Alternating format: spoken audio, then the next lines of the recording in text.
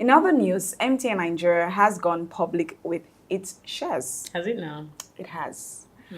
There's a but to it though.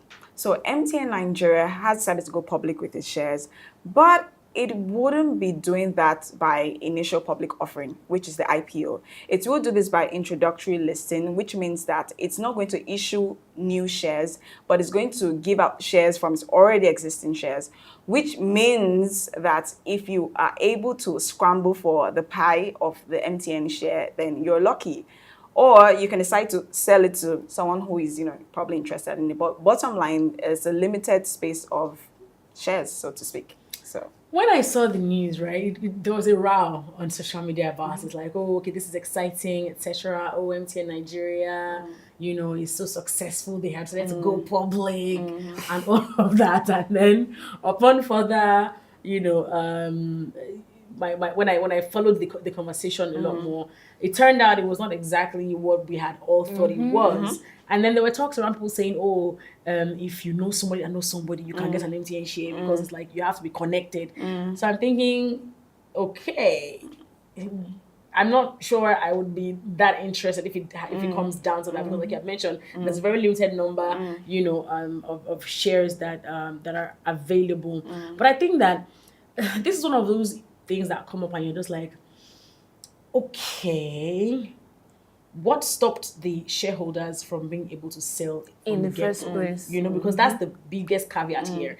Shares are available, but it is the already existing shareholders who can now freely sell their shares.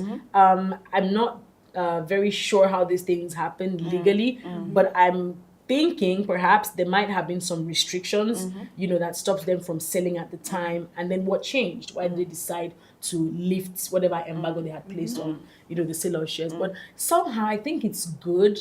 There were questions around, MTN in other parts of the world going public as well, and how come it's now in Nigeria that they are going public? So I think it's a good indication, sort of. I believe I want to believe that it's an indication of success for them, in the Nigerian market. But I mean, if I could address the issue, so MTN actually wasn't so willing to do this.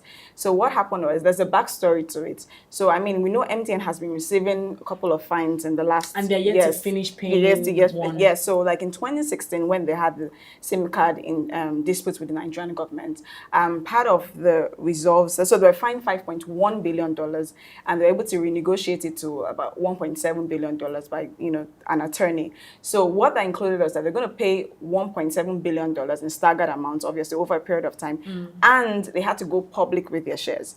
So yes, that was like the condition for it. And when I read that, it also reminded me of how MTN was perceived some years back. I remember, if you were in the Nigerian telco space, I know people always talking about how MTN was in Nigeria, but they weren't solidly in Nigeria. So like they didn't have property in MTN's name. They used to rent the offices that they were in. Many companies do that, but their shares. And also I think MTN and the Nigerian government just wanted to sort of solidify their presence here, to say if you operate in because I know there also talks about how the money that they were making here were being taken back to South Africa. Exactly. Those yes. So those were part of the issues that were raised then, and also I mean, so I don't know.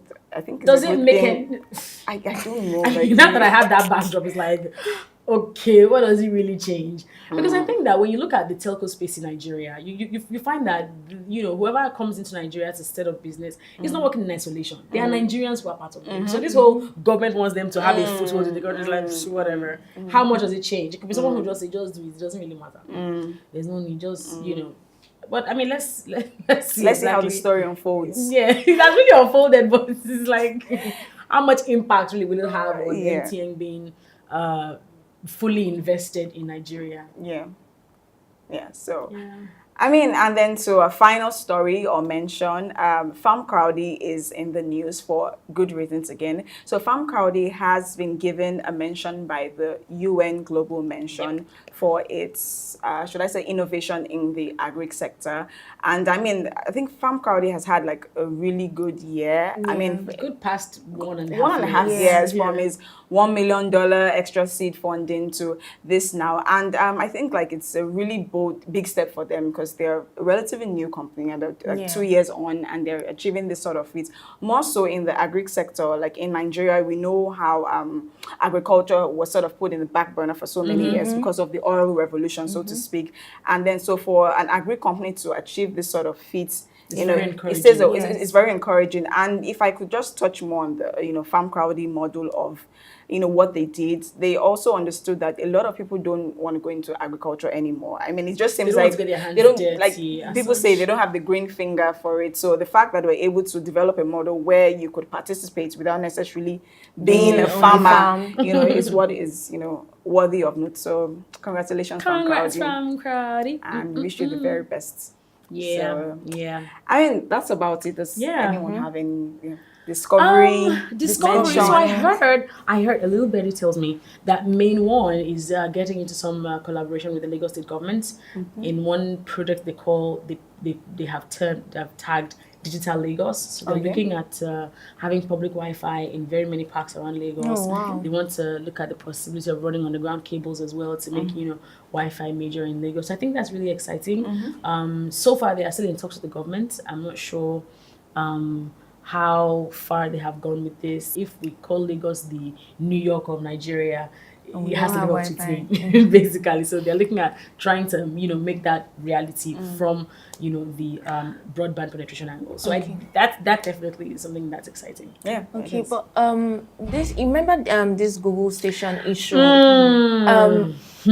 So like I'm just questioning a lot of things. What if the NCC had problems with Google station because of this MainOne thing coming up? Like, you know, I'm tempted to say NCC is national. Not like Lagos. You know, I'm tempted to say that. But I get you. The Google station just like in but Lagos. Google was not installing stuff. They were not building infrastructure. They were partnering with already existing ISPs.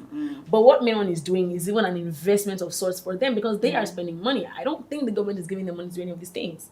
You know, and I think so. They also talked about how they are going to provide, you know, Wi-Fi to what's it called now, the secretariat in Lagos as well. So I think it's more work for them, which is great, you know, than it is for even the government. So I think it's in the government's best interest to do this because, I mean, to be honest, if this already existed, Google they won't need to provide free Wi-Fi. You know what I mean? So it's a win-win for us at the end of the day. But it's just how very somewhat backward we are. And it's like somebody will be like, no, let's not do it. There's something sinister about it. No, we are better for it. So I'm curious about how soon that will happen. He had said that it would take between 6 to 10 or 12 months to set up the infrastructure. But I mean, waiting on the government to just really decide that, okay, let's go on with this, you know, was what was kind of delaying the whole project. But I'm looking forward to it, to be honest. I hope the government responds quickly because I hope so. They have a way of killing dreams.